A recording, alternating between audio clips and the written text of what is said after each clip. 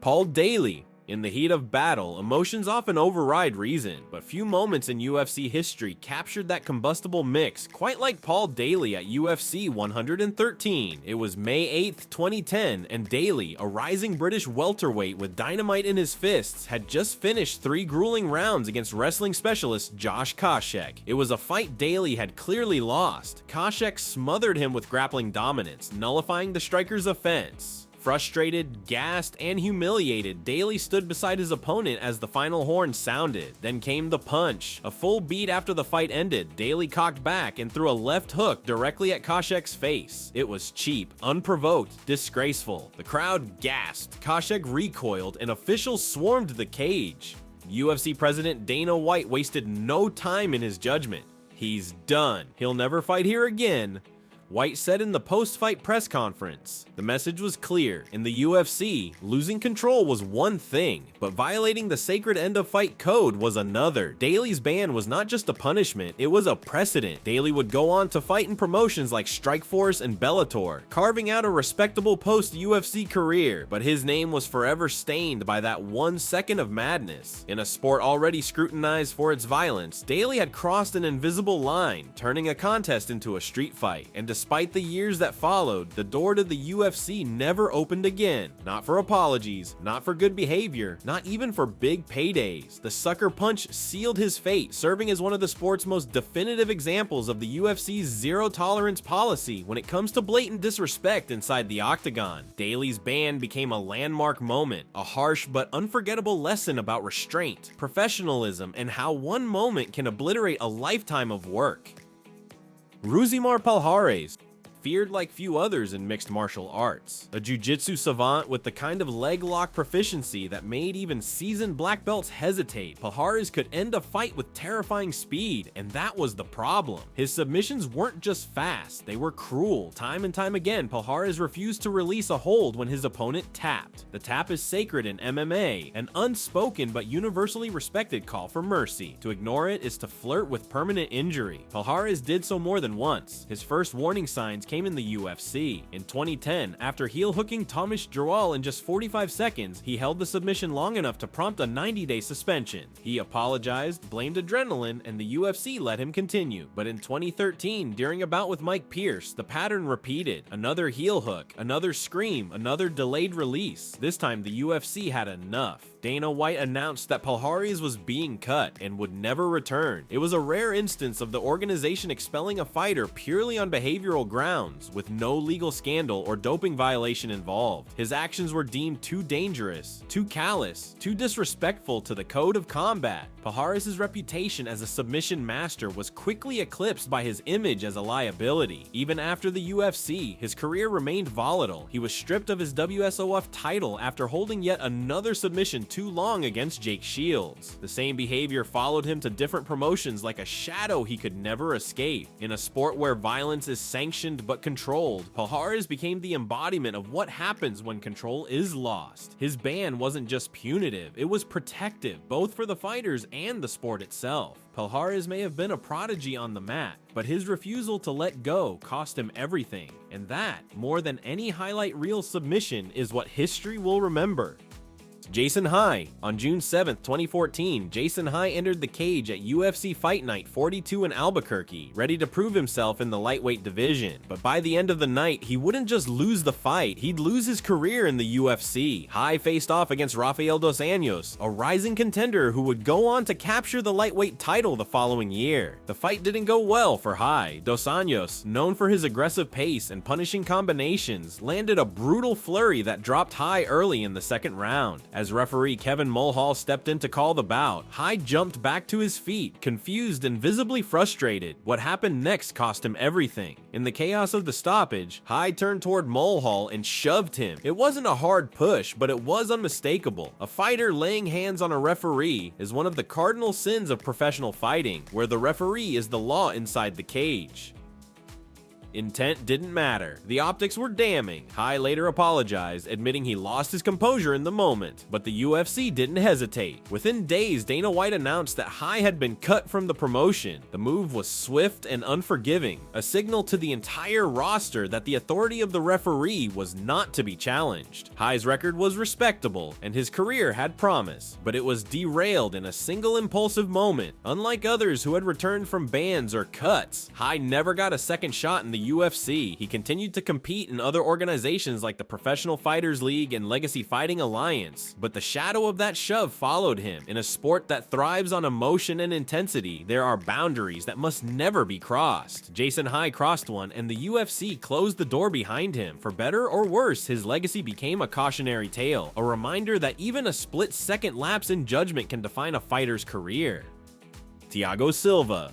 In early 2014, the MMA world was rattled by the news that UFC light heavyweight Thiago Silva had been arrested in South Florida, facing serious allegations that extended far beyond the Octagon. The charges: aggravated assault with a deadly weapon and resisting arrest. The context: a domestic dispute gone terribly wrong. According to police reports, Silva had allegedly threatened his estranged wife at a jiu-jitsu school, wielding a gun and making terrifying accusations. He was taken into custody after a tense standoff at his home, prompting swift action from the UFC. Within hours, Dana White announced Silva had been released from the organization. The UFC's message was immediate and emphatic. No matter the talent, no matter the popularity, there would be zero tolerance for domestic violence or criminal behavior of that magnitude. But then, things changed. In a twist that caught many off guard, all charges against Silva were dropped months later due to insufficient evidence and witness uncooperativeness. Legally, he was a free man, but the court of public opinion and the UFC's brand risk calculus was less forgiving. Despite reinstating Silva briefly, the UFC ultimately parted ways with him again after a second review. The nature of the allegations and the PR damage made a return untenable. Even in a sport built on physical violence, there are lines that once crossed are rarely forgiven. Silva would continue to fight in other promotions around the world, but his chance at UFC redemption had vanished. His name remains synonymous with one of the organization's most jarring disciplinary episodes, a stark reminder of how quickly the cage door can shut forever.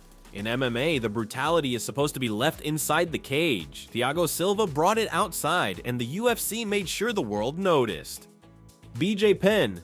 It was slow, chaotic, and in many ways, tragic. Once heralded as one of the most naturally gifted fighters the sport had ever seen, a two-division champion whose skill set transcended weight classes, Penn's career in the UFC ended not in triumph or retirement, but in a viral video of a bar fight. It happened in 2019, in his home state of Hawaii. Footage surfaced online of Penn, shirtless and bloodied, engaging in a street fight outside a bar. In one clip, he is seen dropping a man with a punch. In another, he is on the receiving end, knocked unconscious, sprawled on the asphalt. It was a moment of complete collapse. The legend turned cautionary tale. Dana White had stood by Penn longer than many expected. Even after a string of losses, 7 consecutive defeats in the Octagon, Penn was given more chances than most, his legacy perhaps buying him more time. But the bar fight was the final straw. Public brawling was not just bad optics, it was a breach of conduct that the UFC could no longer ignore. White announced that Penn would never fight for the UFC again. There would be no final comeback, no redemption arc. The prodigy was officially banned. For fans who had followed Penn since his early days, watching him win the welterweight title from Matt Hughes, dominate lightweights, and become the first American to win the black belt division at the World Jiu-Jitsu Championship, this was a hard ending to reconcile. Penn's ban wasn't just about a street fight, it was about accumulated damage to his record, to his reputation, to the image of the sport. The UFC, once proud to promote him, now had to draw a line. In many ways, Penn's story mirrors the dangers of a fighter who doesn't know when to walk away.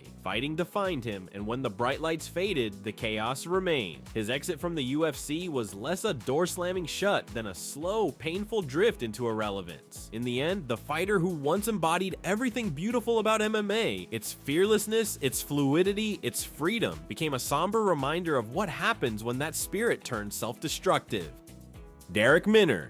In the fall of 2022, the UFC faced a controversy that hit at the very core of sport itself: integrity. At the center of it was featherweight fighter Darrick Minner, a journeyman with a respectable record and a loyal coaching team behind him. But his bout on November 5th against Shaila Nurdambieke would unravel more than just his UFC career. It would send shockwaves through the sport's regulatory foundation. Just before the fight, betting odds shifted dramatically. Money poured in on Nurdambieke to win by first-round knockout, a sharp, suspicious pattern. Then the bout began, and within seconds it became clear something was wrong. Minner threw a single kick, grimaced in pain, and was finished quickly. The crowd was puzzled. Regulators weren't. Reports soon emerged that Minner had entered the cage with a pre-existing knee injury. Worse, it was alleged that his corner, including highly regarded coach James Krause, may have been aware and failed to disclose it. To the UFC and betting monitors, this wasn't just an unfortunate injury, it looked like potential fight manipulation.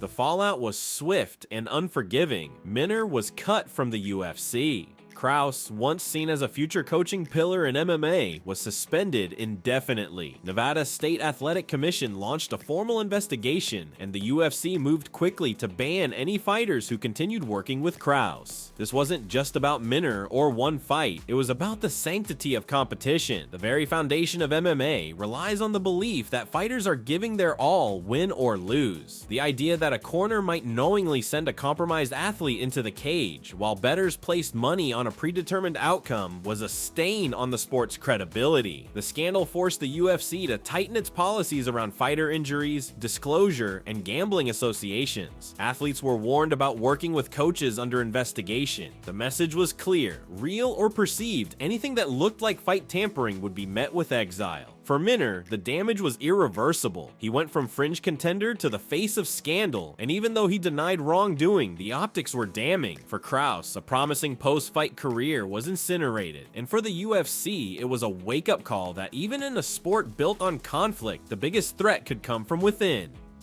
Igor Severino. The incident was grotesque. In March 2024, UFC newcomer Igor Severino made his promotional debut against fellow prospect Andre Lima. On paper, it was a standard prelim bout, a chance for one young fighter to make a mark in the sport's biggest arena. But by the end of the night, Severino had not only lost the fight, he'd lost his career in the UFC and perhaps any shot at redemption. The sequence was both surreal and disturbing. Midway through the second round, as the two fighters were grappling against the fence, Lima suddenly howled in pain. The referee separated them.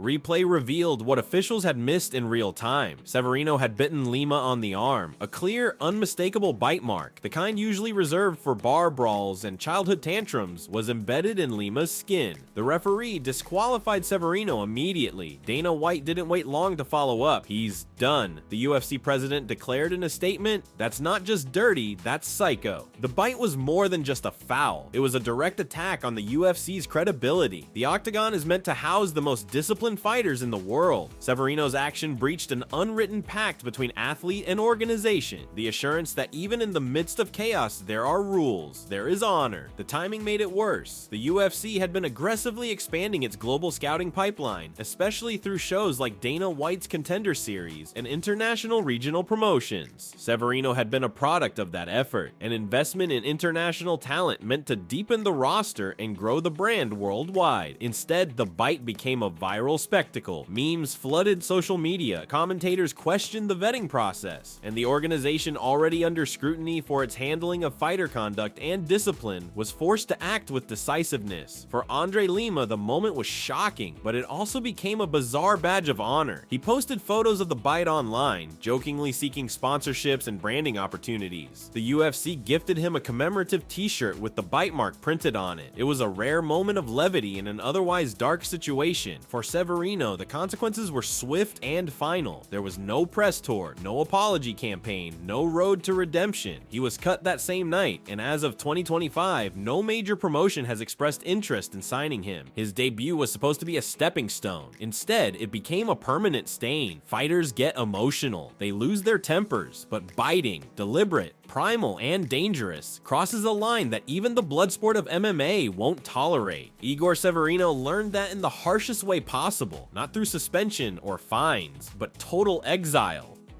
Nikolay Veretennikov.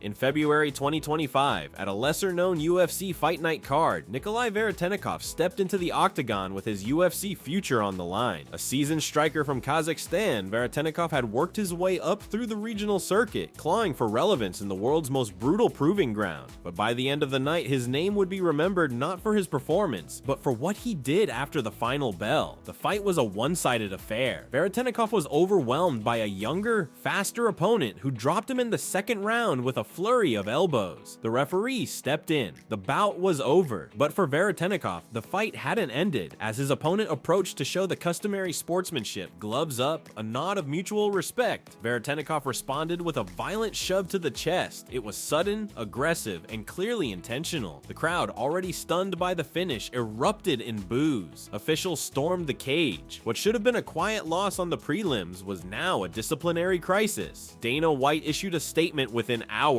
No second chances, he said. This isn't street fighting, this is the UFC. He's gone. The UFC has long marketed itself as a league of professionals, a contrast to the chaotic barroom brawls that once defined early MMA. Fighters are expected to lose with grace, to respect their opponents, and above all, to uphold the code of conduct that maintains order within a violent sport. Veretennikov broke that code in the most public way possible. His post-fight push wasn't just a breach of decorum, it was a direct challenge to the UFC's standards, and coming at a time when the organization was already under increased scrutiny for fighter behavior, it left no room for leniency. In interviews after the event, Veretennikov expressed regret, but stopped short of issuing a full apology. He cited adrenaline, frustration, and the emotion of losing as contributing factors. But the UFC wasn't swayed. He was cut from the roster that week, and the ban was labeled indefinite. The incident prompted renewed internal discussion within the UFC about behavioral protocols, particularly for fighters under contract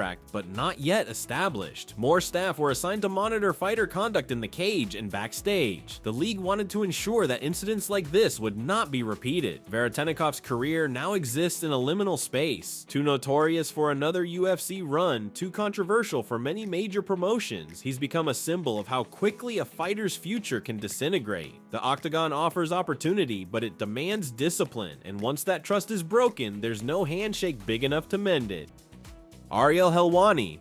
A journalist was banned from the UFC, not for violence, not for misconduct, but for doing his job too well. The journalist was Ariel Helwani, one of the most recognizable faces in MMA media, and the story he broke would ignite a debate that stretched far beyond the Octagon. The event was UFC 199. Moments before the official broadcast announcement, Helwani reported on his site and social media that Brock Lesnar, a former UFC heavyweight champion and WWE superstar, was returning to fight at UFC 200. It was a scoop of massive proportions, but it wasn't authorized. According to UFC executives, the leak undermined their promotional plans and spoiled the surprise reveal. Within hours, Helwani was escorted out of the arena by security and handed a lifetime ban. The UFC's reasoning: he had failed to notify them beforehand and had accessed restricted information through unofficial channels. The MMA world erupted in backlash. Fighters, fans, and fellow journalists rushed to Helwani's defense. For many, it wasn't just a media rights issue. It was about press freedom. The idea that a journalist could be banned for reporting accurate information struck a nerve, especially in a sport where transparency has long been a sensitive issue. Even UFC commentator Joe Rogan, who initially defended the organization, later acknowledged the optics were terrible. The UFC was perceived as trying to control not just the message, but the messengers. Facing mounting pressure, Dana White and the UFC reversed the ban within 48 hours, but the damage had been done. The incident drew attention to the complex relationship between independent media and corporate control in combat sports. For Helwani, it marked a turning point in his career, from respected insider to media figurehead battling for access and autonomy. Helwani continued to cover the sport, eventually working with major networks like ESPN and The Ringer. He never shied away from criticizing the UFC again. In fact, his reporting often grew more combative, but the 2016 incident remained a touchstone, both for its absurdity and its its implications. Though the ban was brief, it was unprecedented. No journalist had ever been barred from covering the UFC in such dramatic fashion, and while Helwani's credentials were later restored, the message was clear. In the UFC, information is power, and sharing it without permission, even if it's true, can cost you everything. In a sport where careers can vanish in an instant, so too can access. For one weekend in 2016, the UFC showed the world just how fragile the relationship is between those who fight, those who report, and those who control the spotlight. Muhammad Mokaev. By 2024, Muhammad Mokaev was one of the UFC's brightest young prospects. Undefeated, brash, and technically gifted, the Dagestani-born flyweight carried an air of inevitability about him. Many fans and analysts pegged him as a future champion, but despite his perfect record, his time in the UFC ended abruptly and without a formal explanation.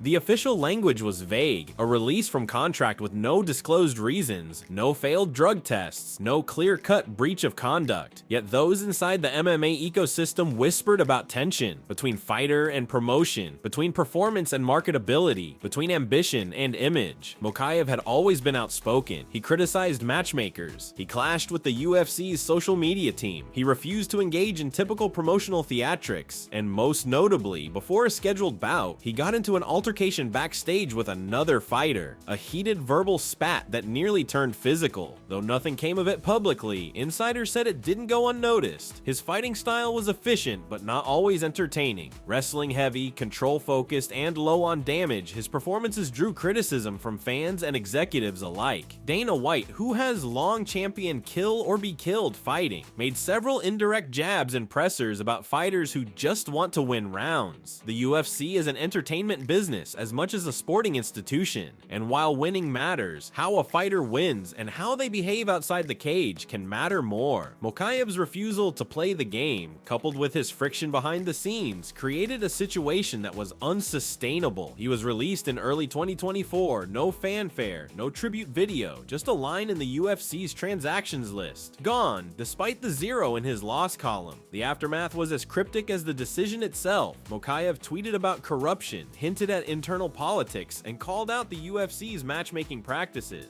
but he never detailed the exact reasons for his release. Some fans speculated about managerial disputes, others pointed to his unwillingness to conform. What became clear was this: in the UFC, there are written rules about contracts, testing, and behavior, but there are also unwritten ones about showmanship, about deference, about knowing when to speak and when to stay silent. Mokaev violated none of the former, but he may have transgressed every one of the latter, and for that, his record couldn't save him. He's since signed with a European promotion, still undefeated, still outspoken, but the UFC, for all its chaos, remains the highest peak, and sometimes it's not the climb that gets you banned, it's refusing to bend to the winds that blow at the top.